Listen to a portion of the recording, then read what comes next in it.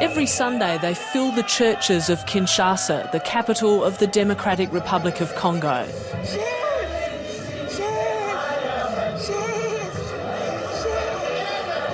It's a weekly ritual to soothe the suffering.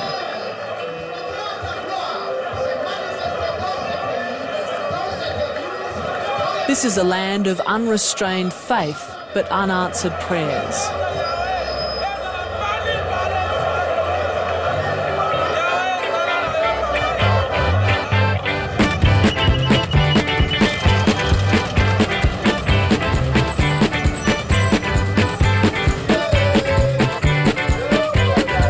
People here have never seen the benefits of the country's huge mineral wealth. What was the Belgian Congo, then Zaire, was always plundered by its ruling elite.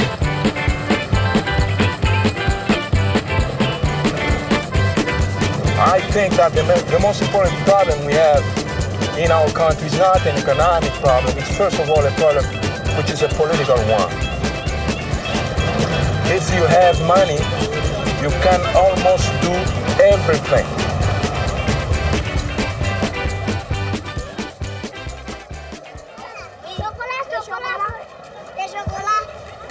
More than 40 years after independence, only European troops prevent conflict in one corner of the country.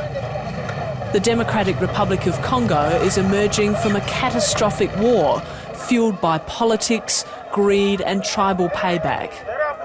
The conflict has sucked in other African countries and has been largely ignored by the West. Now this battered heart of Africa has a historic chance for peace. Ah, vous parlez pas français? Est-ce que vous entendez boum boum la nuit? French troops have kept the peace in the east of the country, 1,600 kilometres from the capital Kinshasa. The town of Bunia has been the centre of bloodthirsty violence between the rival Lendu and Hema ethnic groups. But for some, the soldiers arrived too late. Tell me, Mzee, what happened here? Hapa bali huwa amefasa mwenyewe hapa. Yeye usiku hapa kabisa. Barakata simu wangu hiyo. Hivi barakata ame. Tena mimi natinga mimi naanguka kwa kifua hivi. Ndio mimi nakimbia hapa. Mimi naingia ndani matetele kule. Joseph Ndjelo is going back to his village for the first time since his wife and 4 children were killed. There's nothing left except a deep scar where Lendu militiamen tried to cut his throat.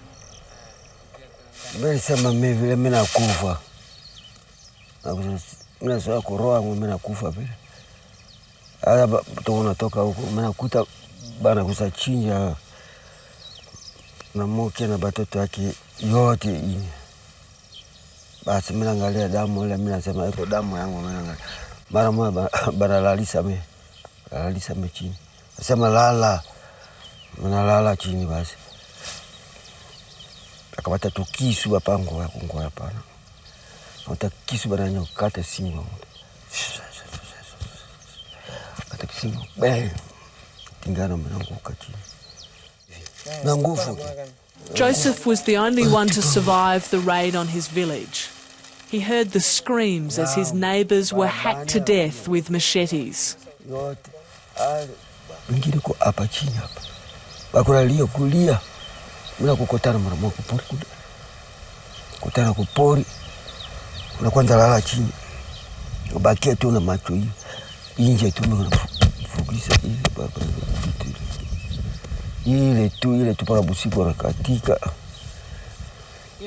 Joseph eventually found his way to hospital and safety.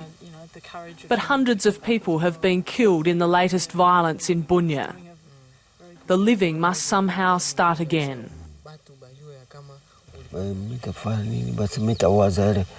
Machozi yazimangika na mimi basi mitanyamaza tu, kitu mtasema pana. Mtafanya mna kitu mtafanya vile pana. Mimi nabakia mipeke hivi.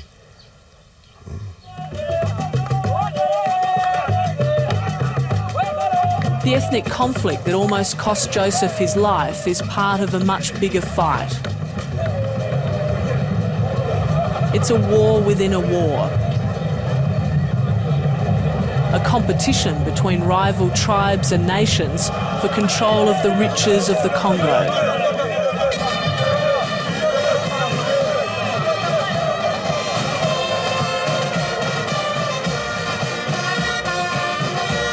Far from the battlefield, this is the man who is trying to bring peace to the Democratic Republic of Congo.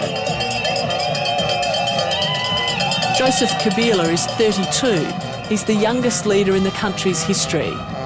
He took over the presidency from his father, who was assassinated in 2001. President Kabila is offering a share of political power to his enemies.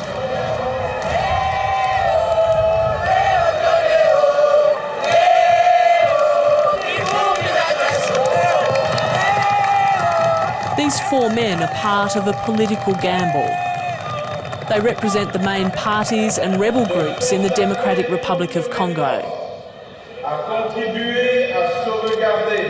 Now they're being sworn in as vice presidents to run the country until elections are held in 2 years' time.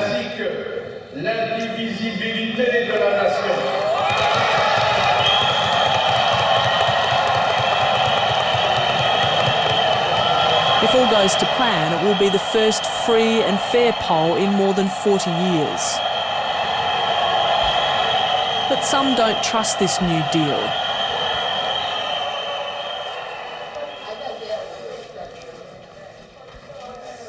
So it's quite busy, the emergency department. Yeah. We have all the time. Dr Dr Kabamba is the head of the emergency department at Kinshasa's largest hospital. There's no government money to pay for health care.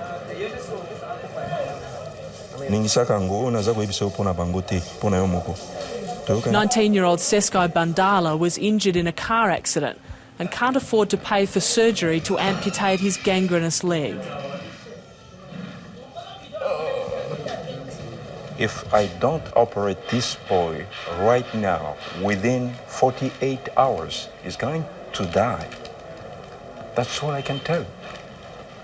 Because here in that hospital, when it comes to emergencies, everything should be bought by the patient himself. So his family would need to buy the things for the operation?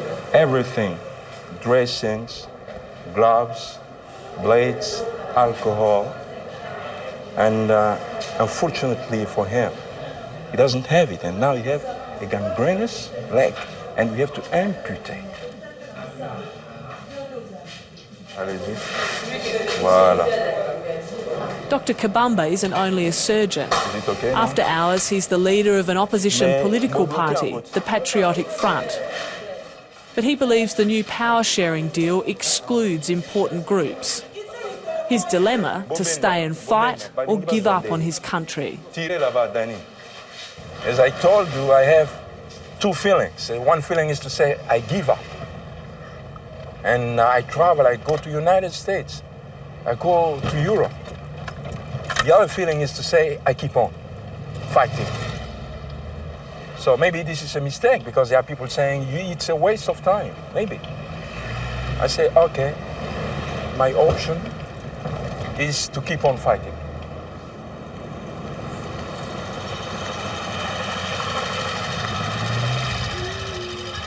It's a choice that carries a high price. As chief surgeon, he barely earns enough money to live. So he set up a private clinic to make ends meet. I bought this compound 15 years ago. Dr Kabamba turned down an offer to join the previous government led by Joseph Kabila's father. He didn't want to become part of what he sees as a corrupt system. No one had been in touch with me. No one told me that I'd been appointed. I somehow thought that before doing such a thing, they could come around and we have a debate. But I saw my name on television, and there were some people applauding, very happy of that. Well, but I said, I can't accept such an offer. And that's why I turned it down. Do you regret your decision now not to take up the offer?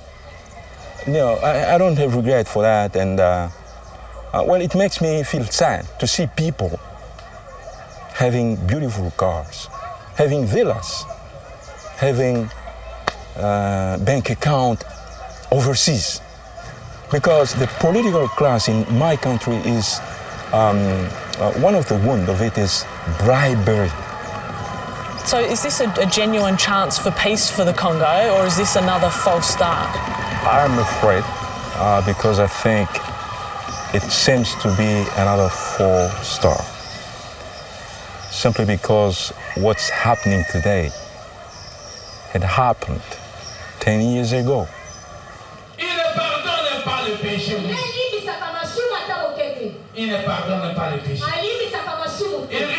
There are some true believers, those who are confident that after decades of false starts, the country is heading for peace and democracy. Pastor Cosmo Willangula preaches the gospel of hope. He's optimistic that President Kabila can lead the Congo out of its misery.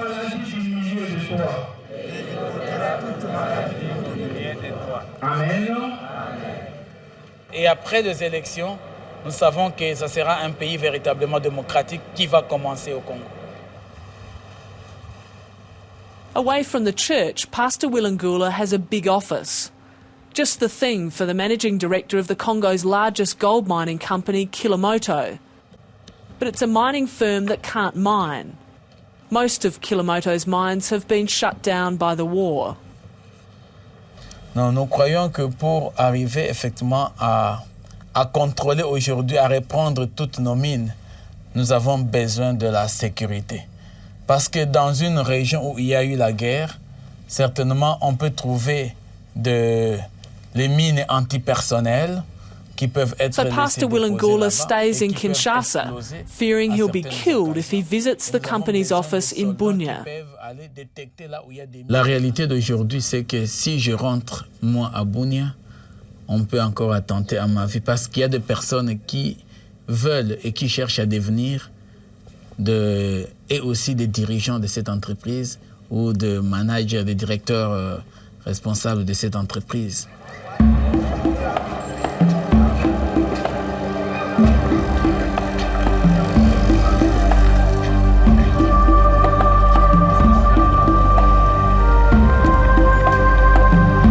This is where Pastor Willangula fears to tread. Bunia, on the other side of the country.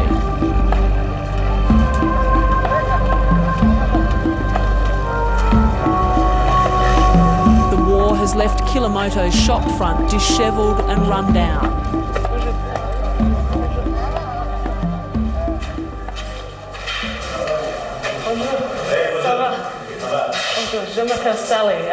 We found the office manager nursing a broken arm after narrowly escaping the local militia. But despite his plaster cast, he's confident that Bunia is now secure enough for Pastor Willangula to come back to his old job. Is it safe for the pastor to return here, to come to these offices? He can come here in Bunia, there is no problem.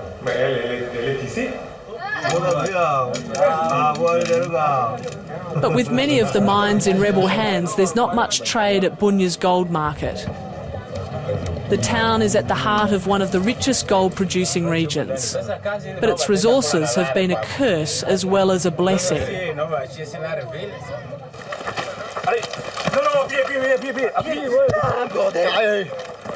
French peacekeepers calmed things down in Bunia, but they couldn't stop all the violence.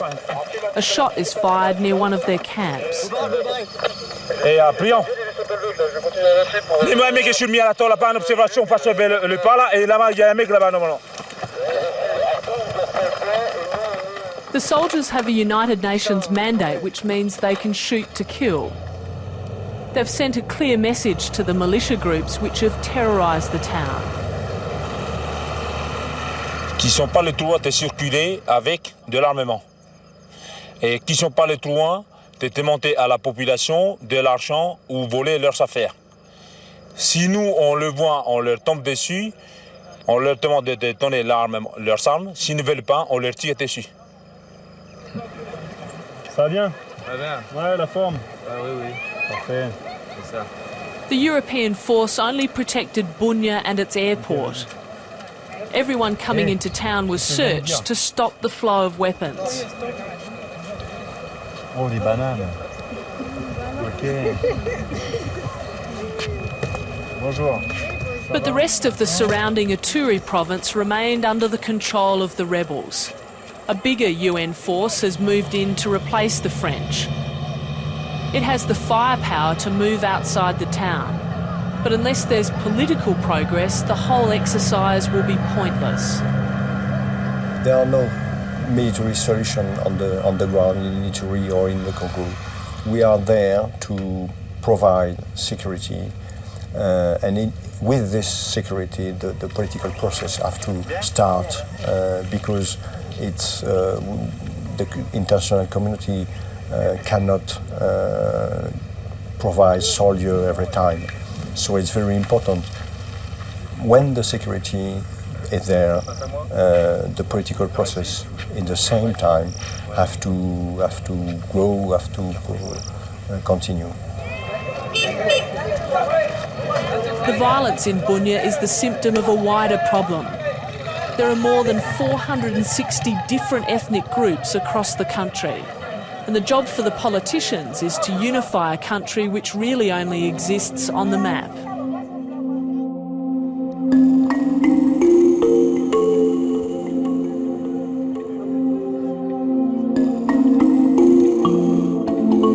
The Democratic Republic of Congo has been drifting deeper into poverty and disorder. Its story is a frustrating tale of lost opportunities and widespread suffering.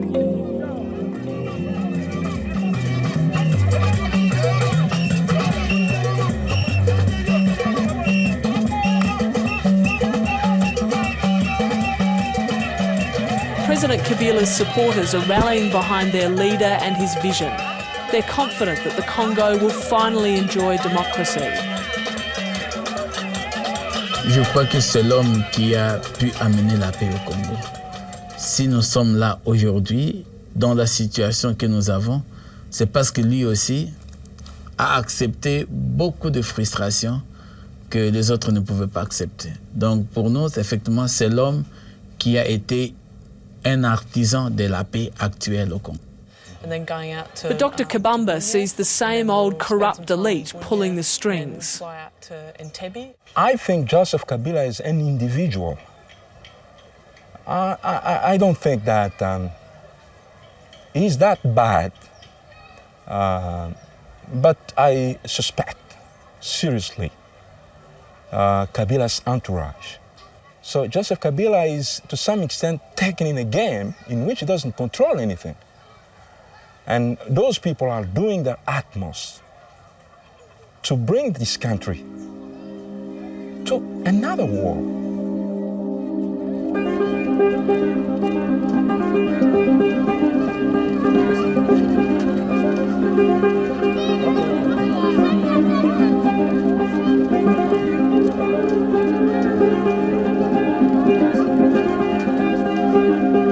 The future holds little hope for those who have lost almost everything in the war.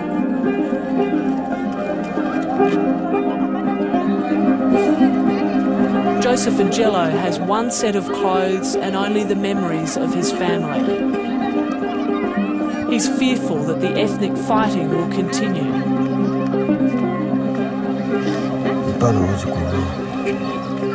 Ile bakubwa wenyewe wanapigana bao ndio wanajua kama bako napigania nini ndio wanajua. Basi mimi sasa mimi huwezi jua ile. Okay.